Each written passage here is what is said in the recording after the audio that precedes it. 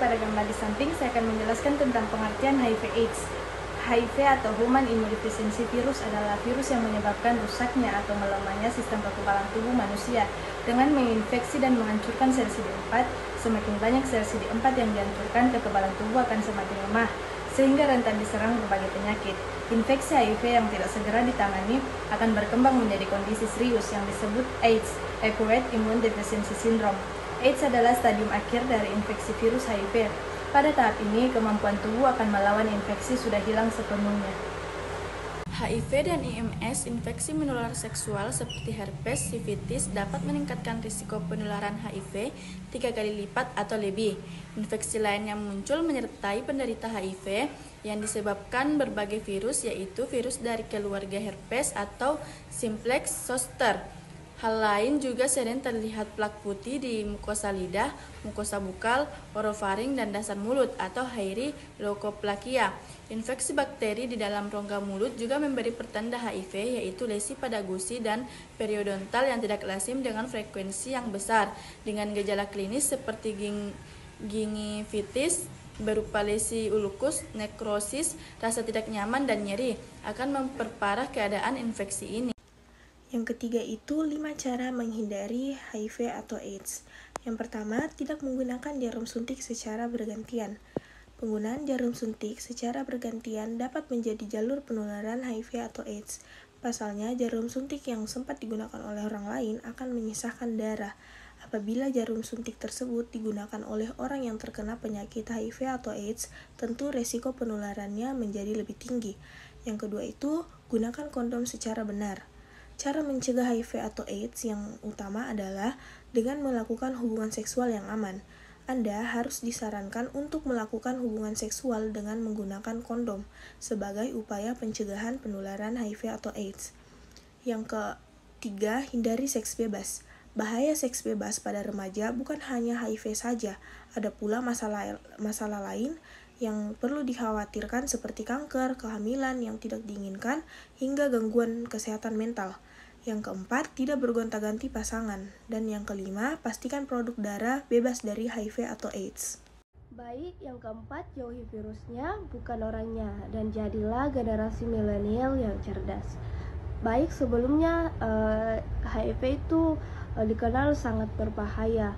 Oleh karena itu, setiap 1 Desember, dunia mengajak semua umat manusia untuk melawan penularan virus mematikan HIV/AIDS. Organisasi Kesehatan Dunia atau disebut dengan WHO memberikan alarm bahwa epidemi HIV belum berakhir, justru terus meluas hingga jutaan orang secara global. Dalam WHO ini disebutkan sedikitnya ada 1,9 jutaan orang yang hidup dengan HIV di wilayah Pasifik seperti Barat Amerika, Filipina, Australia, Inggris, dan Belanda. Meskipun infeksi HIV/AIDS tidak dapat disembuhkan, penyakit ini dapat dicegah dan diobati.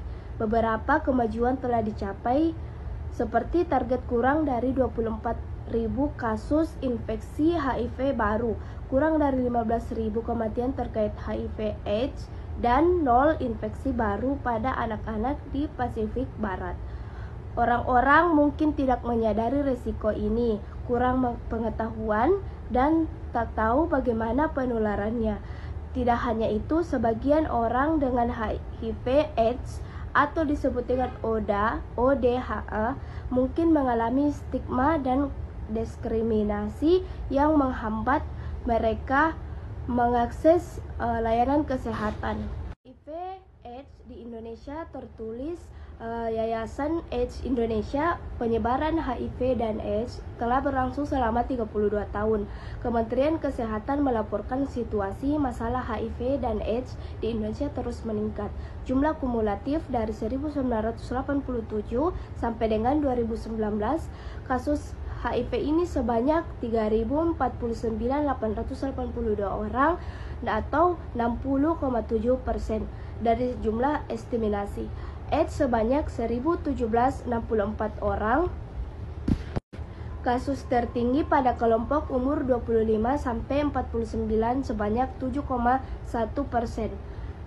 Indonesia berkomitmen pada 2030 program 3.0, Zero No HIV Infection, Zero Discrimination, dan Zero AIDS Related Deaths dapat tercapai. Artinya itu tidak ada lagi infeksi baru HIV, tidak ada lagi diskriminasi terhadap ODHA, tidak ada lagi kematian karena AIDS. Yayasan AIDS Indonesia sejak awal berdiri dari tahun 1993 telah berperan serta membantu program penanggulangan HIV dan AIDS dengan memberikan penanggulangan HIV layanan preventif, sebab pencegahan merupakan langkah penting untuk mengakhiri epidemi ini.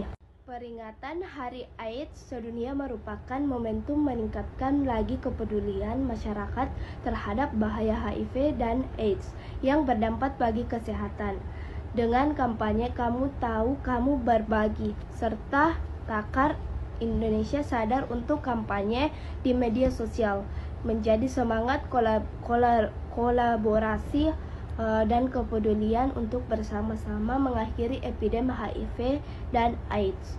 Masyarakat diminta mereduksi stigma dan diskriminasi terhadap orang dengan HIV positif dan isu HIV itu sendiri.